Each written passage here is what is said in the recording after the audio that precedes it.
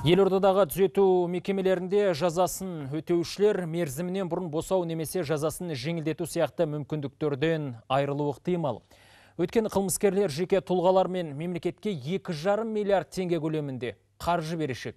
Ал сотталғандар осы қарыздарын өтеу үшін жұмыс істеуі тиіс. Алайда дәл осы нәпақа мәселесі бас қаладағы түрмелерде бір жолға қойылмаған. Тақырыпты Нұржан Сәдірбай жалғастырсын.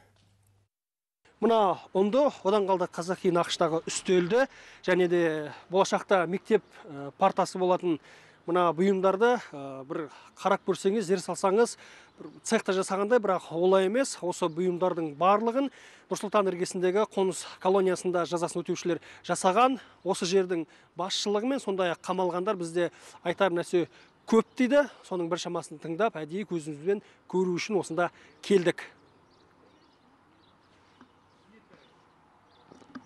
ЕЦ-166-10 қоныс колониясында байқаусыздан адамды мерт қылған, жемқорлықпен ұсталған, жеңіл қылмысқа барған 800 адам жазасын өтейді.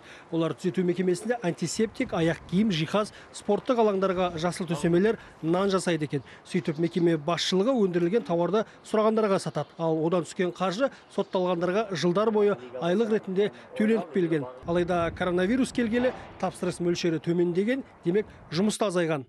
Егер тапсырыс көп болған жағдайда біз сотталғандар жұмыспен қамтимыз. Қазіргі таңда Нұр-Сұлтан қаласы қылмыстық атқару жүйесі департаментінің түзету мекемелеріндегі отырған сотталғандардың 2,5 миллиард қарыздары бар.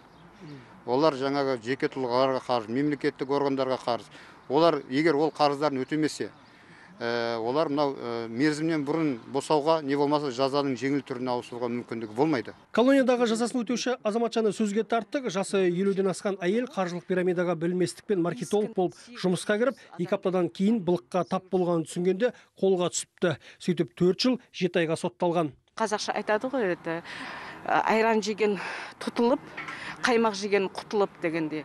Сол нағыз қылмыскерлерді таппады. Мен қойы бір жағы қойы өкіметіме қаншама қызмет еттім де, не қылам, жыным келіп жатыр да, намыстанып жатырмын. Ат жөн жасырған кейіпкеріміз жесір екенін, сондай-ақ бостандықта 2 баласының қалғанын айтады. Сондықтан пирамидада алданған 800 адамға миллиондаған қарыз болса да еркіндік аңсайды. Біз жемқорлықпен ұсталып, сотталған шенеунікпен де сөйлестік. Өмір бойы қағаз толтырған ол түрме барлығына бейімдейді екен дейді.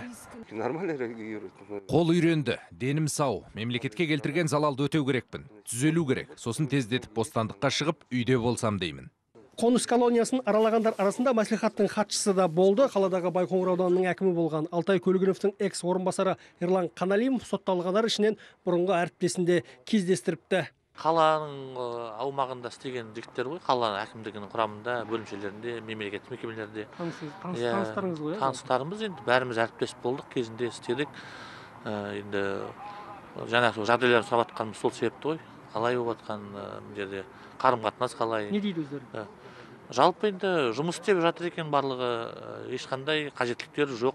Түзету мекемесінің басшысы сотталғандарды жұмыспен қамту мәселесін мәслихаттағыларға тапсырды. Өткені жоғарыда аталған бірнеше миллиард теңге берешек өтелінбесе, қылмыскерлер мерзімінен бұрын бостандыққа шығуымен жазаның жеңілдеуі екіталай. Ал қалалық депутаттар көмек беретіндерін айтты. Нұржан Сәдірбай, Жандос Манашев, Бас жаңалықтар.